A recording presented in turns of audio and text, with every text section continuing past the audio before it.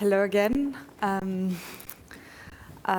So I'm Federica Di Sario again, and we are now going to have a panel discussion on the Net Zero Industry Act, which is a file that I've been covering a lot since it was first proposed by the Commission in March. So please join with me with maybe an initial round of applause for our panelists. We have Ruud Kempener from the Commission. He's member of cabinet of the EU Commissioner for Energy, Kadri Simpson, and he's also in charge of energy-intensive industries. Then we also have MEP Svetlana Penkova. She's from S&D, and she's the shadow of the file of the Net Zero Industry Act in ITRE, which is the leading committee. We also have Kieran Humphreys. He's a research fellow, and he's specialized in clean tech, financial instruments for climate innovation at the Institute for Climate Economics, IC4E. And finally, we also are very happy to have Philip Offenberg. He's Senior Manager of Europe for Breakthrough Energy. So welcome, everybody. I'm very happy to discuss this file with you because beyond the fact that I've been working on it, and so you get excited about the things you work on, but also we are now nearing the finish line for the net zero. At least the first phase of the negotiations, because the committee, the ITRE committee, has already agreed on its position back in October. And now we're waiting for the plenary to basically ratify what you have achieved, and also the council. We hear that they're quite close to reaching their general approach, which is going to happen in early December. So I think that's a great time to discuss where the negotiations have led so far.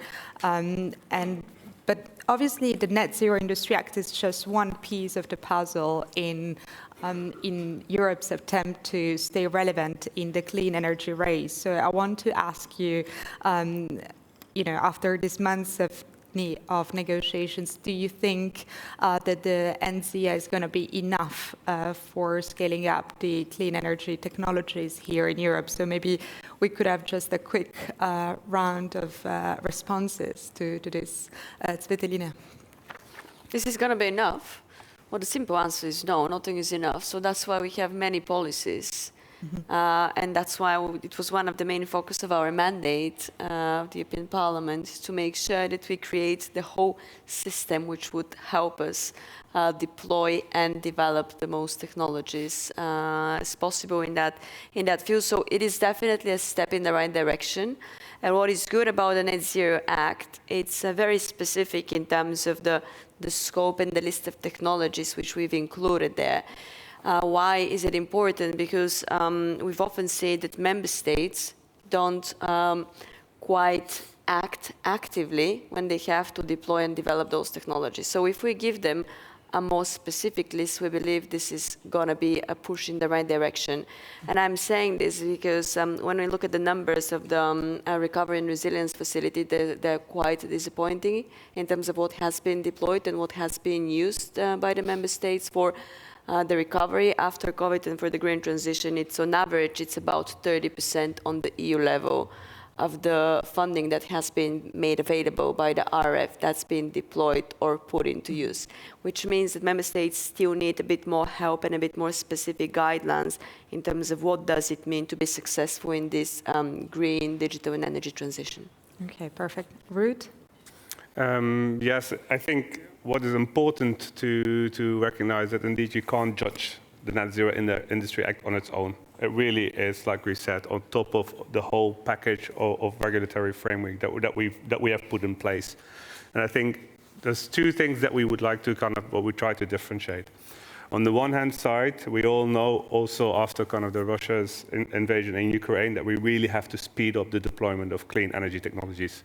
So the market part of it. So we have all of these packages to really accelerate deployment. And we've done great in 2022, but still, we still need to kind of push that momentum forward, upwards. So that's the deployment side of it. And then Net Zero Industry Act is really about, okay, how then we can make sure that we have the manufacturing capacity also in a resilient way in place. So that's also why we also made choices there for strategic net zero technologies to really focus on kind of what is needed this decade. Because on the one hand side, there's an immediate urgency this decade, but in the back of the mind, I think we also should have in mind already 2040, 2050. How can we create supply chains that actually can kind of scale up as we move through this whole energy transition? So I think together, you really have to see them together. And then together, also with kind of the support, of course, by Council and European Parliament, I really think that we have a framework in place that can deliver. Thank you. Yeah, we will come back to the issue of the technologies. And Philip? I think the Net Zero Industry Act is a laudable effort. I think it's good that we're moving in that direction. It's important that in the end we will have a strategic list of technologies. I'm not exactly sure where we are there now. It seemed for some time that this would get very, very broad. The Green Deal also was good, right? I mean, it's important to have regulations and targets. I think what we don't see in many areas yet is a business case. So many companies struggle to see that, or there are other barriers on the way that kind of prevent them to really deploy what they're supposed to deploy. One very good initiative that we've just seen from the European Commission was the wind package. Because, yeah, it's a reality that despite all the targets and regulations and ambitions that we have, our manufacturers are actually struggling in Europe. And it's not an easy market. So it's good that we're now talking about what is really a level playing field. How do we deal with foreign subsidized competition? And one instrument that I want to highlight, and I can elaborate on that later, are these counter guarantees that were part of the wind package. So the recognition that with all these ambitions, with all this deployment, with all this manufacturing that our companies are supposed to deliver, it's actually pretty hard to get bank guarantees to cover all that.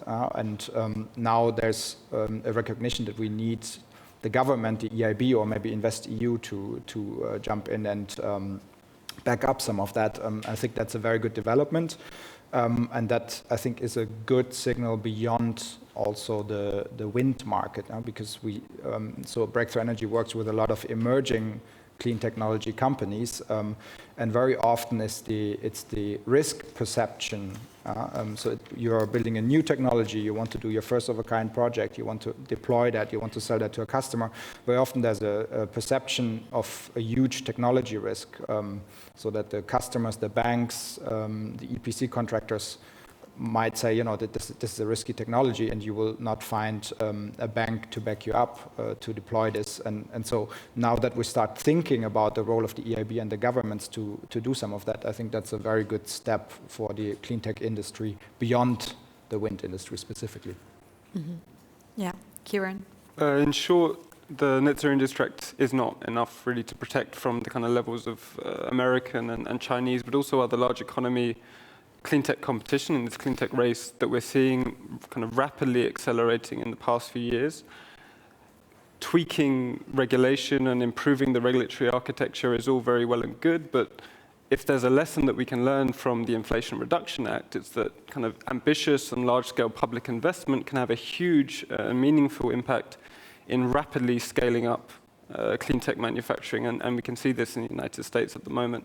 So where our attention really needs to be beyond the Net Zero Industry Act and kind of thinking about is it enough, is looking at the investment picture and really thinking about how we can develop a clean tech investment plan using the instruments that we have available, better targeting them, and really deploying them at scale to build up that clean tech industry in Europe and make the sort of targets of the Net Zero Industry Act a reality on the ground.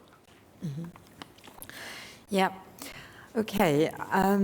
It seems like a great start of the discussion, and now I would like to zoom in one of the issues that has already been mentioned, which is the issue of the need for a targeted approach. I mean, this has been the main discussion at the beginning of the file. Now it seems less so because if you follow the negotiations, it seems that well, both, as I mentioned before, both the Parliament and the Council have approached, have found an agreement in the case of the Parliament, provisional agreement in the committee, and the Council is getting there.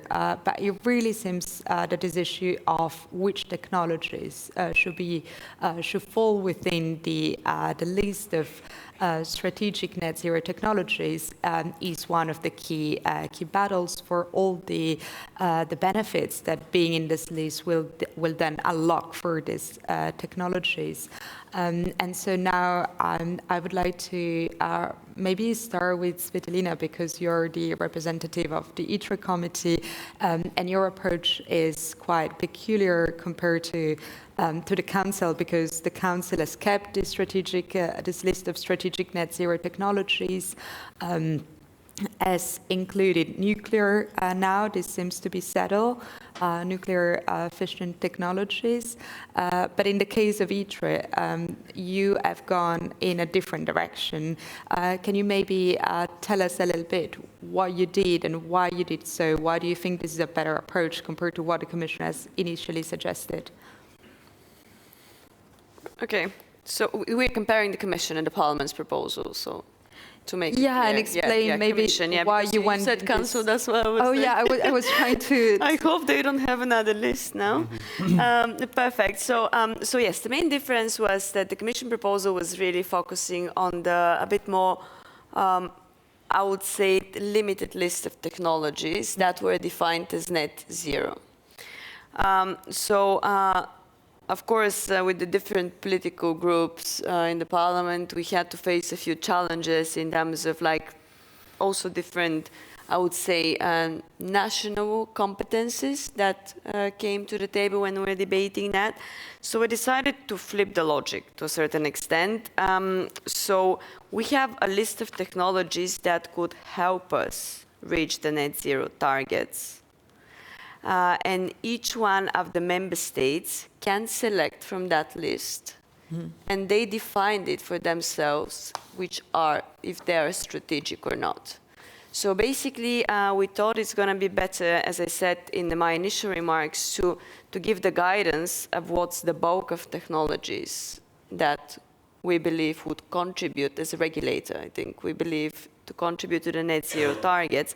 But then the member states, based on their competencies, based on the expertise they have, they can select from that bulk and define the strategic technologies for them. It is a different approach indeed, but I think this kind of strengthens the competitiveness, as it was already mentioned, of Europe in that sense. Because if we are exploring the strengths of each one of our member states, it's going to give us a better competitive edge in the medium to long term. I'm not speaking about short term. In the short term, I'm not going to even oppose what has been said already on the era. It's like boosting it now and immediately. But for the sustainable medium and long-term transition, I think Europe is going to be more successful in that with the regulatory framework we have in place.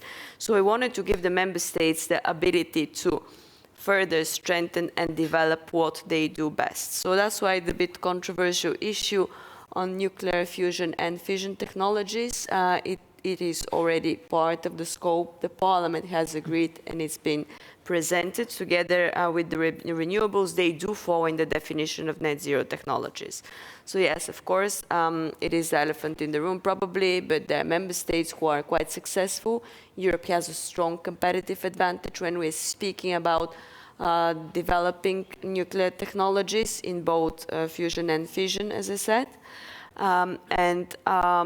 We have the experts, we have the highest safety standards. I'm just listing things where we are better than the rest on the global market. So the question we're having in the first debates in the Parliament, why don't we explore what we are doing well at the moment? Why don't we focus on our strengths rather than trying to compete in fields where we are bit lagging behind in the competition? So it's not going to make any much more sense for the economy or the society of Europe. what else we've extended? We've put a strong emphasis when we're speaking about carbon capture and storage infrastructure. We also focus on the whole infrastructure and the transporting of that, because it seems that in the initial proposal, there were just some bits and pieces of those technologies being listed and captured, but not the whole, let's say, the value chain. And when you're missing parts of that, you're not going to ensure that the whole system would work. So we also focus with the help of a lot of conversations with all the stakeholders, including NGOs and industry, to pinpoint which are the missing bits and pieces. So we make sure that the value chain, as much as possible, it's covered by the scope, because when we're speaking about net zero technology, first of all, you want to have all the components, and second, you need the components to produce those technologies also to be more or less in the scope, because in any other way, it wouldn't work for the best of the European industry. Mm-hmm. And Ruud, I cannot avoid to ask you, how do you look at the approach reached by the Parliament? And also I understand that there was some criticism, not from the Commission, but just in general, towards this idea of expanding the list of clean tech, because the risk then is, with a limited capital, how are you supposed to finance just about everything? But I see the rationale expressed by Svetlina. So how do you respond? What's your take on this? Yes, that's what I also in my opening remarks mentioned, this relationship between, on the one hand side, the deployment, the scale of deployment, and then on the other side, the manufacturing to make that deployment happen. And I think that was very important to also see the Commission's rationale on creating that list. Mm-hmm. Because what we wanted to do, considering there's always limited resources in any problem, is to really focus on what do we need to scale up this decade, right now, right here, and kind of focus on that. So the deployment which is needed in 2030, where do we see rapid increases, and link there the strategic net zero technologies too. So that's the one hand side. The other one, which obviously we cannot avoid, is that we look at this from a European perspective. You know, Europe as a whole. Let me, for example, take the wind industry. I think with the wind package, we published this lovely map. If you look at where is manufacturing of the wind supply chain, you know, offshore wind turbines are not built only on the North Sea coast. Components come across the EU, like from foundations, from the pillars, everywhere. It's really European. So from our perspective, this list should be European, because even though a certain country might be interested in deploying one of the strategic net zero technologies, the manufacturing supply chain needs to be European. So that's where we come from. Now, I don't think we disagree with the European Parliament that all net zero technologies are important. You know, we need to deploy everything. But what we really wanted to focus upon, especially now that we have all of these targets and plans in place for 2030, and these are ambitious, 42.5% or 45% renewables in 2030 is really ambitious. Energy efficiency targets, they are really ambitious. This is not business as usual that we had in the last decade. We really need to ramp up. And we want to facilitate that ramp up right here, right now. Mm-hmm. Thank you. And maybe also I would like to hear your views on this. If you have done some research, I mean, I know that Kieran, you have, so I would be interested in your view on how targeted would need to be. So we were slightly concerned to see the dynamic in the European Parliament as we had the reports and then the debates in the committee around widening the scope of the Net Zero Industry Act to include a much wider gamut of net zero technologies. Now, the list that the Parliament seems to be coming to is still within the realms of what we might still think of as strategic clean tech, but the Commission's original approach was really focusing on, as you said, the technologies which have a real macro competitiveness benefit for the whole of Europe. So when we're thinking about what technologies we need to support at the European level with regulation and then, of course, with investment, we need to be thinking in two ways, because we're not just talking about competitiveness, we're also talking at the same time questions of resilience and energy security of supply chains. So we need to be supporting those technologies in which Europe can build a lasting competitive advantage, like wind, but also building up the industries which Europe has not had such a large at-home manufacturing base in, such as solar, because these industries could be at danger from geopolitical competition and other possible future risks looking forward to 2030 or even beyond, right? So we need to be thinking about how to build up those strategic industries and also setting specific targets for different industries, right? We might want to achieve a different level of European manufacturing with wind than we can conceivably reach with solar, for example. But we do need to make sure that the decision-making behind how the Net Zero Industry Act is designed is one that is based on this kind of global strategic understanding. And I'll return to my previous point.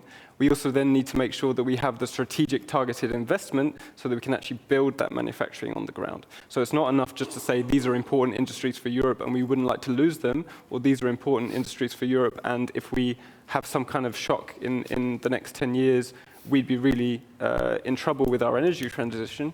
But it's actually about then putting the money on the table to make sure that we have that resilient and competitive industry going forward. Mm-hmm. Yeah, and I mean, so you mentioned the need to be really technology specific in this legislation, which sometimes, you know, it's we have the list of technologies, but then in the rest of the legislation, probably it's not that specific yet. And so do you think that we need to be more specific, more looking at each single technologies? I'm thinking, for instance, at the public procurement provisions, which are, you know, it's the same discussion, like the situation of solar is completely different from the situation of wind at the moment. So it makes no sense to have different, I mean, to have the same rules to decide how to host auctions for these two particular technologies. Maybe, Ruud, can you just explain also the rationale of the public procurement provisions? Because now, together with the scope, it's been one of the most controversial parts of the Net Zero Industry Act, and this, unlike the scope, is still not quite settled in the Council. So that would be interesting for us to hear about it. Yeah. So what we've seen in the past, if I take the example of auctions for renewable energy, which is, I think, the most concrete, is that still a large extent of the deployment of renewables goes through these public tenders, through these renewable energy auctions, and they've been really kind of creating competition, you know, cutting the costs of renewables, adding to the system. And at the moment, in most member states, adding renewables is the cheapest form of renewable power generation. So they've really become kind of competitive technologies as a right. And I think not a lot of people kind of recognize that the shift that we've made in the last 5-6 years of auctions where you really need public support towards now, where actually the renewable energy technologies sometimes make money for the member states. So this shift has happened. So we believe that we're at a stage right now at the moment, if you look at the prices of those renewables, those become prices that are also very competitive for the energy intensive industry. Because I think if there's one thing we all agree upon is that we need to make sure that we have affordable, clean, competitive electricity for our economy to flourish. So we're at that scale right now at the moment. And what we believe now is that beyond price, we have to take the next step. So we've come at this level where it's really cost competitive. So let's start thinking about if we use public auctions, etc., how we then can use those to not only make it cheaper, but make our energy system more resilient. And that's where the idea of these non-price criteria come from. Now, this is not a new idea from the European Commission. This is already happening in member states, and we actually see some really good examples of countries that are already using those non-price criteria. For example, to enable renewable electricity to come to small and medium-sized enterprises, for example. Now, this is what is in the proposal, and actually what we've accounted now later this year, and Philip already referred to that, is that in the wind sector specifically, we're really at a time right now at the moment where the costs have come down, but still we see too much push on kind of having the cheapest auctions. So that's why we think it's really important to have those non-price criteria being established as soon as possible. Now, in those discussions, there's also another point that came forward, especially for the wind, pre-qualification criteria are becoming important. Because for some of the technologies, you need to have just a minimum standard. We cannot get around it just to ensure the resilience in terms of, for example, cybersecurity. And actually, we were interesting to see that the European Parliament has kind of used this as well in one of their proposals. So I think this is something that, at least from our side, we're really kind of supportive of. On the other hand, of course, we can't go all the way. You know, competition, the European single market will be one of the foundations that we have to make sure that we have a level playing field. So we can't say it's only non-price criteria, but we do think that it's going to be an important element of any auction, any intervention by a member state. If I may come in here, I mean, part of the reason why the costs went down in renewables is also because we've kept the markets wide open, and that's a good thing, right? But it also, especially in wind and in solar in the past, has led to a situation where state-backed actors were able to outcompete our own companies. So that's why I think these non-price criteria, especially the ones with focus on resilient cybersecurity, are really important, and I hope that this will pass. Can I just make one comment on the strategic technology list? Sure. Because Svetlina has earlier said how the Recovery and Resilience Facility was not necessarily a big success, right? So the money was not spent in a very strategic manner. So the recovery funds. We agree with that. I mean, we worked with the OECD on an analysis that looked into these 37% green spending, and I guess the green spending targets have been met, so the money was spent for climate, but not necessarily in a very strategic way. So it's not, all this money has not really been used to advance a competitive advantage in technologies, and that was the recovery facility. Now I'm afraid that with this approach from the parliament to say, oh, we give a menu and then the member states pick again, I'm not very familiar with the details, but I think we're running again very much into the same direction. And what I think we need to bear in mind here is everything that the EU level produces in terms of legislation and acts is in the end to attract investors. So we need to think about how is this perceived by investors, and we're in a global environment where China has a very clear and strong industrial policy. It's very clear, you know, what the priorities are. The same with the Inflation Reduction Act now. And that's why initially when the Commission put forward this list, we were actually very happy because it was quite straightforward, right? So here are the priorities, this is what we're going to do. Unfortunately, what we've seen ever since was a bickering and a back and forth in Parliament and with member states. And I mean, all this was a little bit, I'm sorry, the bubble talking to itself, right? And this doesn't look very good to investors who are, you know, having to take a choice. Am I going to put my money into Europe or into somewhere else? And yeah, I'm afraid that now, to me at least, it's not very clear if an investor asks me what are Europe's clean tech priorities, I couldn't answer it straightforward this way. And this is not a good situation, I would say. So I think we should create some clarity very soon and not go back to the member state by member state approach. If you want to, sure. I have to react to this one. So first of all, we don't have a prescription here. We cannot come up with a list of 10 technologies and go back to each one of the member states and say you have to develop those 10 things. So just want to make it clear, like the list now of 18 technologies, I don't think is extensively long. So it is, you've called it a menu, but it gives a bit the edge for each one of the member states to decide which ones they have to develop, as I said, based on some prerequisite they have already in place.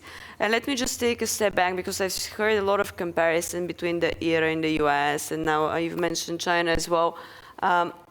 Let's make sure that we compare comparable things. So first of all, I'm not going to comment on the tax reform in the US. That's not ERA and Net Zero Industry Act. It's a I mean, it's a fundamentally wrong thing to compare them. One is a tax reform, another one is closer to a long-term industrial strategy. So I don't see much of a comparison base here. We cannot, I mean, if you ask me, like, if we have a common fiscal policy in the EU, like the proper tax reform would definitely boost investments and give more security, but we're still far away from that, even though it's already in the topics of conversations now. Then when you take China, what's the big difference of what we're speaking when we develop industrial strategy of the EU and when we take China? Well, there is one big difference. We lack qualified labor force. We do lack it. And a lot of the things you've said, they're impossible to happen. Like, I would be happy to invest in new manufacturing technologies, boost what we don't have to be produced here. But the truth is, the level of qualified labor force in Europe is so limited that we cannot even further develop what we already have, the competitive advantage in. So let's first stabilize that, make sure that we give the clear perspective of what are the technologies of the future so the young generation can start being attracted to the applied sciences, to engineering, and then we can take the further step and develop new manufacturing capacities, which we don't have. And this is a massive difference when we are comparing the different approaches the regulators are taking when we're trying to address the problems of today. Because this is, I mean, to be honest, we have a good, probably the best regulatory framework. In terms of funding, you've said it right. We are sitting on money in Europe. Like the RF, what I said, it's like 1/3 has been used, and we have 2 more years of that. So we don't know how to invest it, and this again goes back to the lack of expertise. We need the people. So we have the regulation, we have the money, but without the people, it's going to be impossible to move forward. So that's why probably the whole logic, when discussing that in the parliament, this came through as one of the big obstacles at the moment. So the big thing was to give the framework of perspective of what are going to be the professions and the economic development of the future Europe, to make sure that we give that path for the young generation and to start attracting them. But you need 10 years to build proper experts and specialists in those high-tech fields. And so that was step 2. But step 1 was like, let's at least strengthen what we have now in place. So I guess this answers a bit of the questions of why we decided to take you want to call it the menu approach, and why we wanted to make sure that we strengthen the base we're sitting on, and then we start developing further. The qualified workforce is a key, actually. Mm-hmm. Ruud, maybe just coming back to you quickly. Do you agree with what Svetlina said, that this is going to be one of the biggest challenges? And as the EU Commission realized that the shortage of skilled labor force is going to impact all our climate ambitions? Yeah, I think any document, any initiative that we're doing right now at the moment has skills there. It has to be part of anything that we're doing. The wind power package has skills there. We are working now on the grid action plan, another one of those 3 strategic net zero technologies. We hear industries which want to electrify, don't get access to the grid. We have, project developers, storage, renewables, which want to connect to the grid. They don't have the grids. And another one of the technologies where we also need the skills, the workforce, to really kind of not only extend the grid, but also find like really innovative solutions to help integrate this energy system as a whole. So that's certainly something that I think has already been part of any of the pieces of legislation that we're doing. But of course, we're looking forward as well. We're starting to look forward as well. And I think there we can really kind of also work and come together at European level. I mean, we have to come together at European level.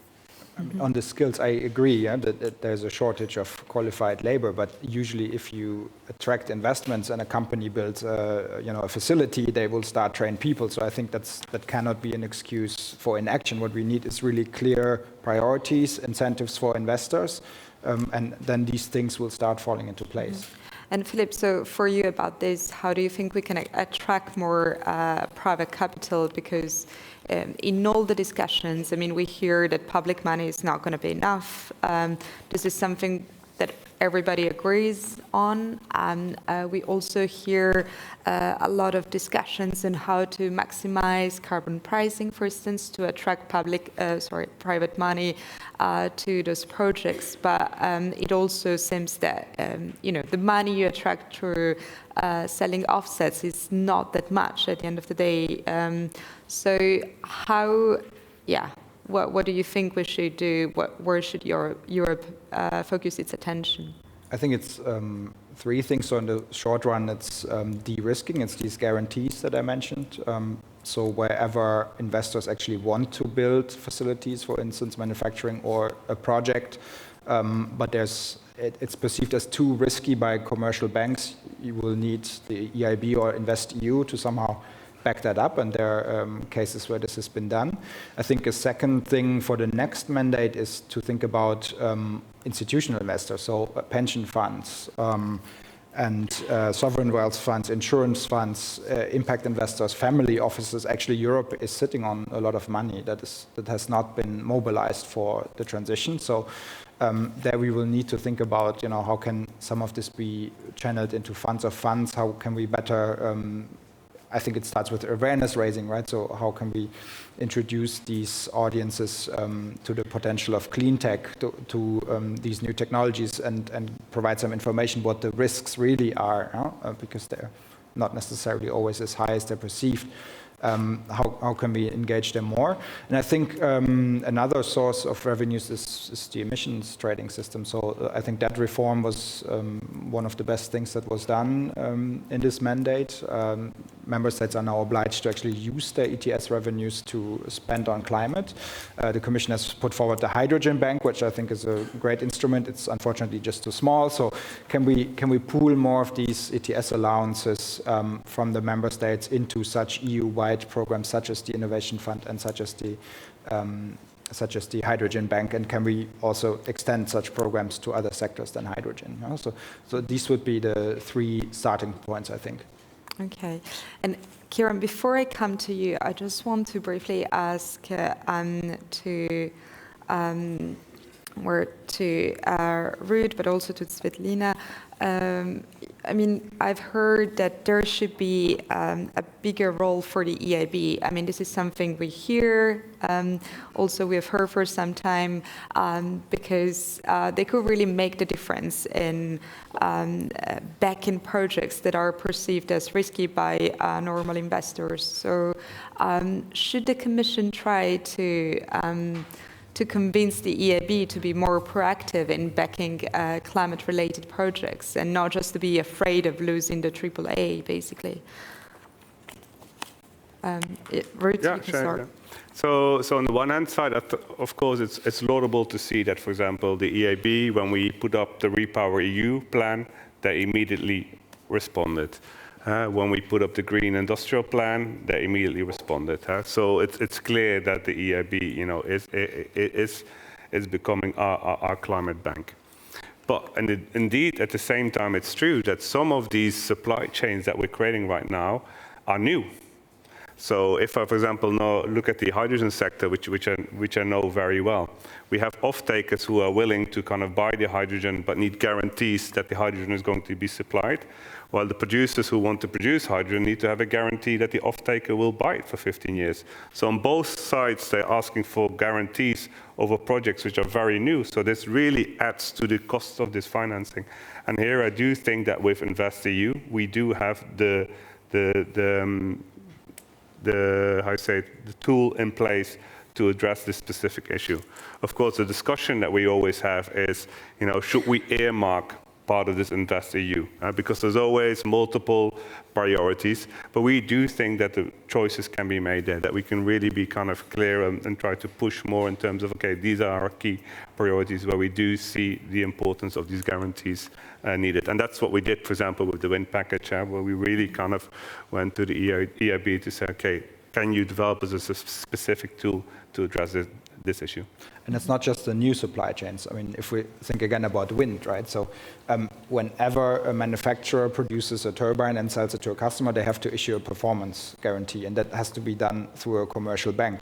But in wind, if we don't want to rely on Chinese technologies, we have, I think, 3 companies, right? So Siemens Energy, we have Hitachi, and we have General Electric. So you can imagine if they have to do all that work, at some point the banks will say, okay, you've kind of filled your tap here. There's no more possibility to give you an additional performance guarantee, because otherwise the risk is clustering for the private banks.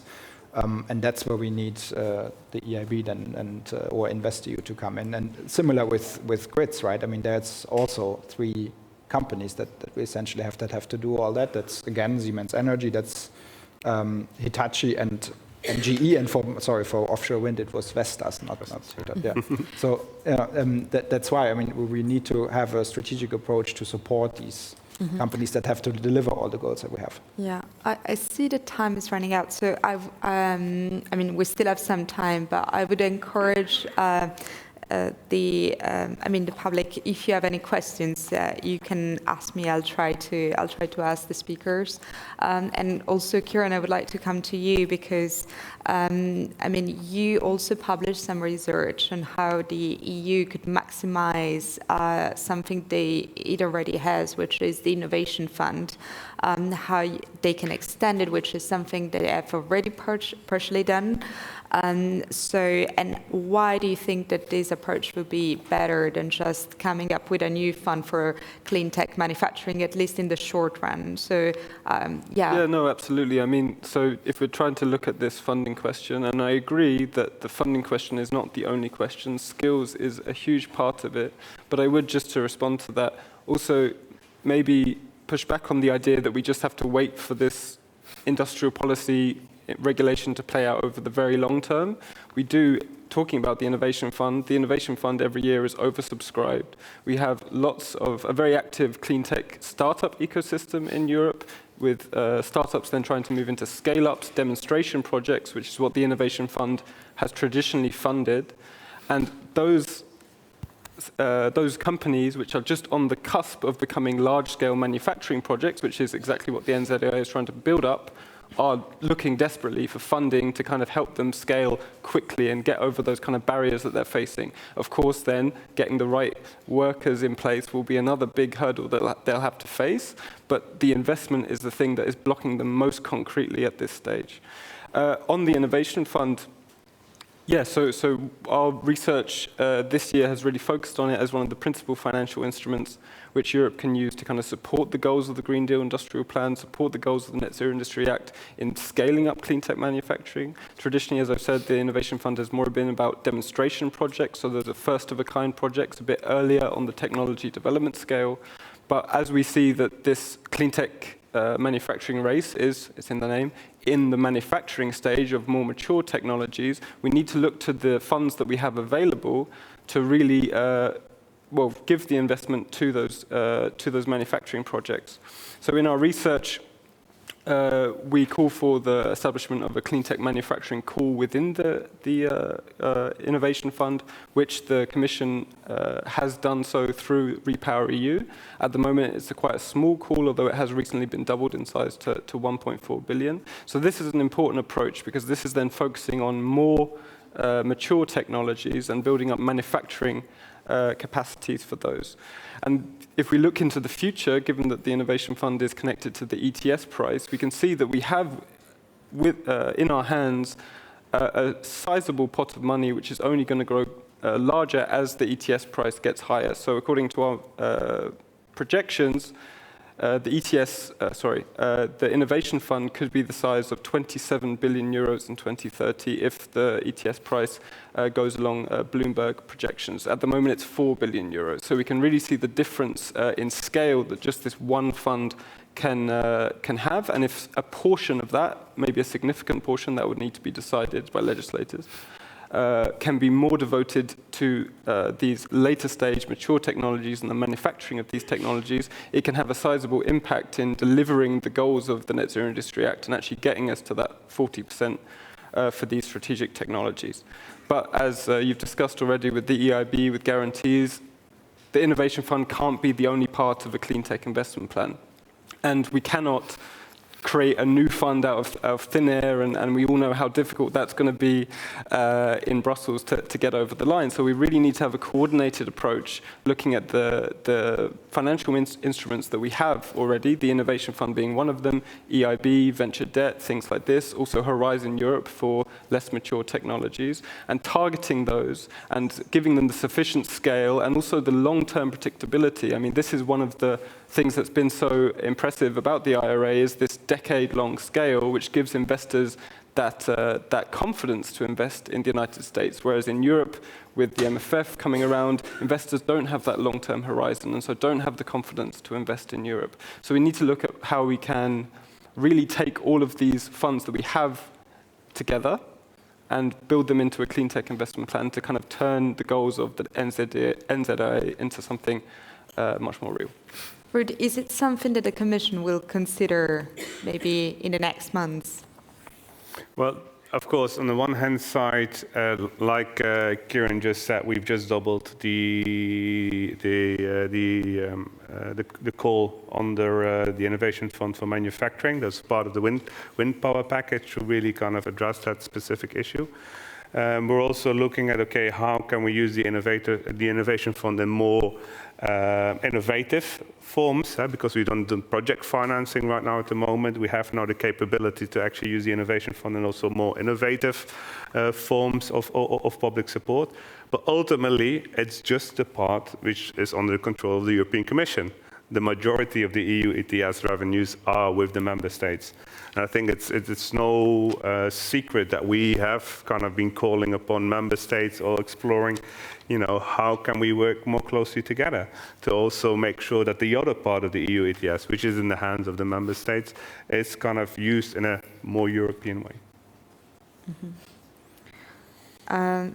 Philip, do you have comments on this?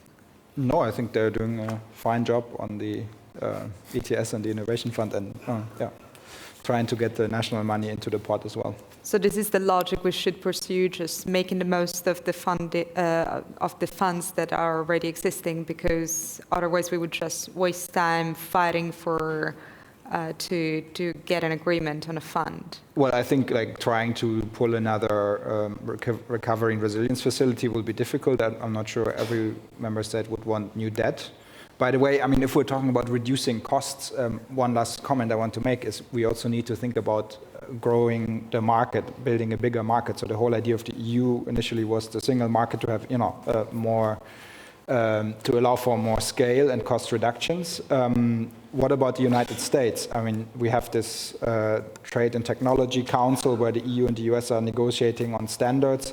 I think what we should try to achieve is to build a bigger market across the Atlantic with the US, with Canada, with also the UK, align on technical standards, align on regulation where possible.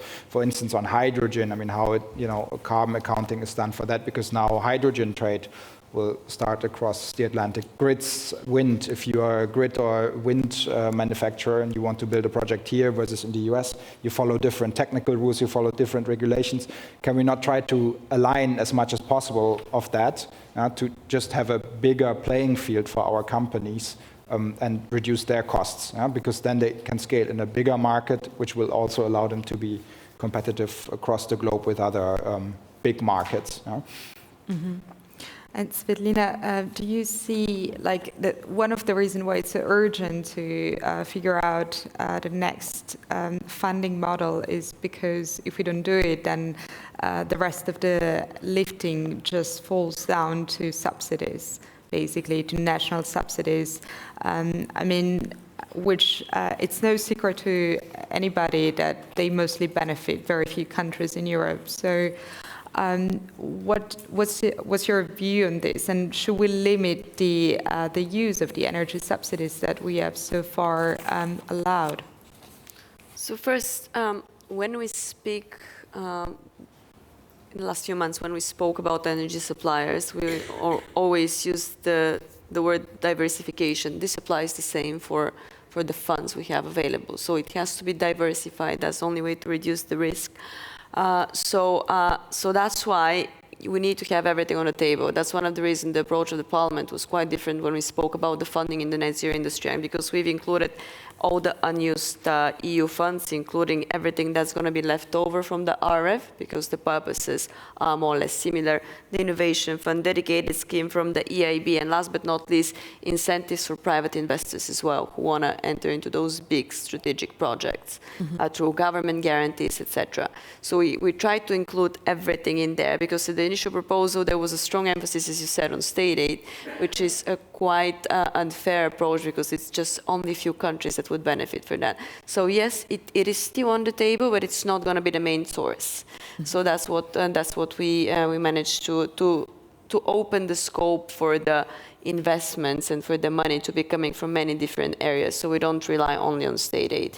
It is still an option, like some of the schemes have been extended now, but we don't want to be relying on that, because as you said, we cannot build an economy like a new one or develop the one we have currently on public money. And if you just allow me one final remark to what Philip was saying in terms of Kieran, for the startups and scale-ups and the lack of funding, you're going to be happy to hear that we've seen that in the Parliament, so we're trying to address that. It's going to be the first European legislation for startups and scale-ups that's going to be voted in Italy in a few weeks, which gives the proper definitions to those entities, because one of the problems to get proper access to funding is the lack of a definition of what's the regulatory entity. So we're moving in that direction as well, because they're also driving quite a lot into the net zero technologies, and when we come to the skill developments and the innovation. Okay, perfect. Thank you so much to all the speakers, and maybe we can have a round of applause for them.